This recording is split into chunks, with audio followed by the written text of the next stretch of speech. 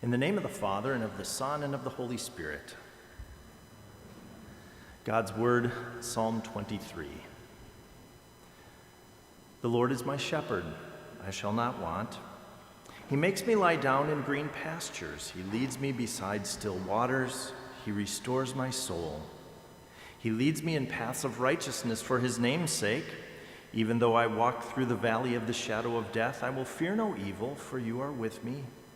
Your rod and your staff, they comfort me. You prepare a table before me in the presence of my enemies. You anoint my head with oil.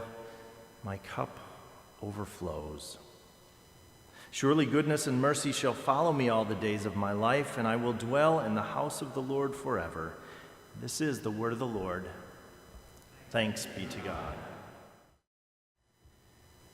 Dear Mom and Dad, there's a great irony to me in how much is going on and how much you try to enjoy what's going on and just soak up the moments.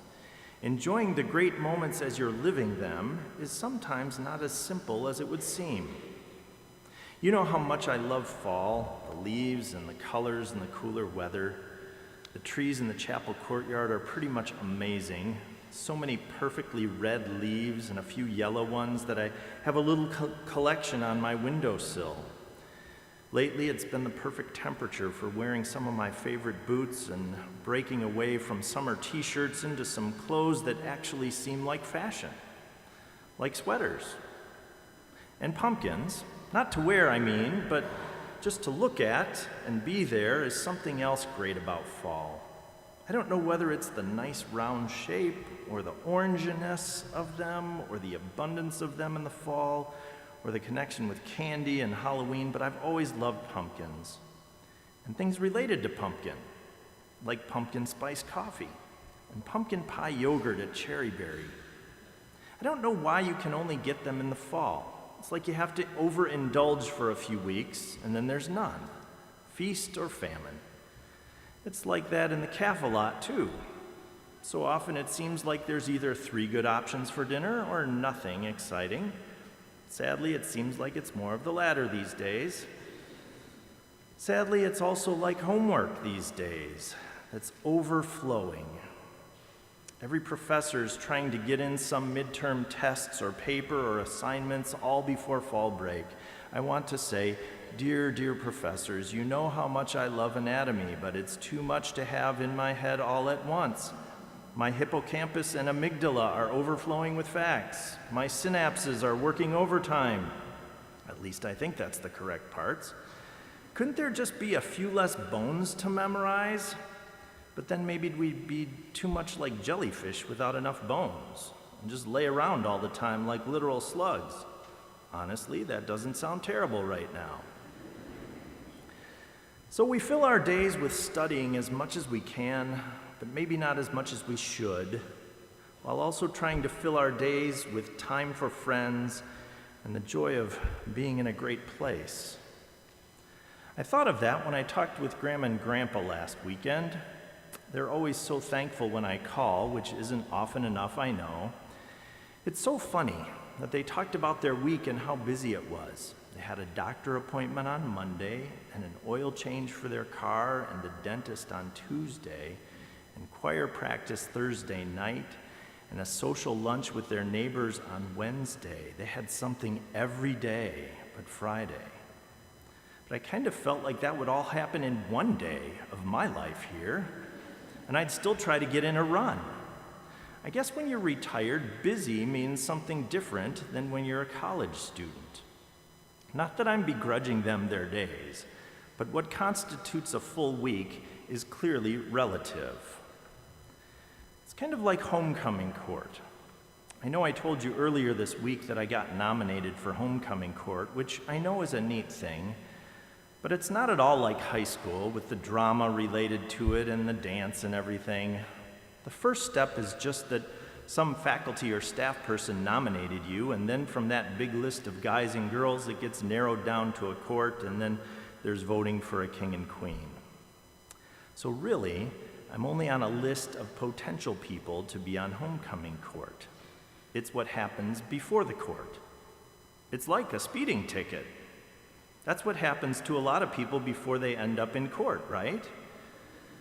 So in our fast-paced, way too much going on days of fall, it's a good metaphor for my life right now. I'm going so fast I might end up in court. Ha! But honestly, my first thought was, do I have time, the time that it might take to do the homecoming stuff? Of course I'll make time to do it if I get voted on the court, but it is in some ways so much of a good thing that you can barely even soak it all in. So the perfect convergence of an actual event being a commentary on life happened yesterday as I was getting some coffee after lunch. I was going to go to the BBC to get a fancy pumpkin spice latte, which I love and savor it, but I didn't have time. So I didn't go there before my class, but I decided to just get a quick cup of coffee on my way out of the cafeteria because I really did need the caffeine because I had gotten so little sleep the last few nights. And it seems as if you can have a cup of coffee outside of the cafeteria even though the sign says you can't because there are paper cups right there which seem to invite you to do that. So I got a cup and doctored it up with some coffee creamer and stopped 2/3 full and stirred and took a sip, and it was just about right. As I went to top off the cup, the spigot stuck, and the next thing I knew, my hand was burning from coffee, and my cup was overflowing, and there was a mess on the floor. I don't know whether I said ow or whether Gretchen just took note of what had happened. She's the awesome cashier lady who's super friendly. She was right there and said, "Oh, honey, are you okay? Let me see your hand." And after a few napkins and assuring her that I was fine and getting a lid on my coffee with Gretchen saying, "Don't you worry, I'll get this cleaned up right with no problem. Or cleaned right up with no problem. You just go take care of yourself. Run off so you're not late to class." As I was going to class, navigating the busy hallways, it struck me. My cup overflows. It's just like the 23rd Psalm. God's promise to take care of us every day, just like a shepherd takes care of his sheep, is God's promise that his care for us will always be enough. It's not just on the calm days where the lambs are skipping in the meadow and the shepherd is gently singing. It's on the busiest of days that his love and his care is enough on the busiest of days. In fact, when I have more than enough to do, God gives me more than enough to get me through each day. His grace for us and the mercies we experience every day in big and small ways are so abundant that we can't even realize it all. We don't have a cup big enough to hold all his blessings, and so our cups overflow. God's plan to give us a Savior wasn't just to help us make it through busy days, but to go through them knowing that our sins are forgiven, that he died so that we can live. It's not just that someday we get to go to heaven, but it's the end of the 23rd Psalm. Surely goodness and mercy shall follow me all the days of my life, and I shall dwell in the house of the Lord forever.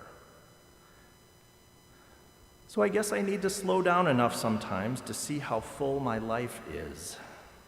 So I raise my overflowing cup of coffee and toast to the life that God gives us to share.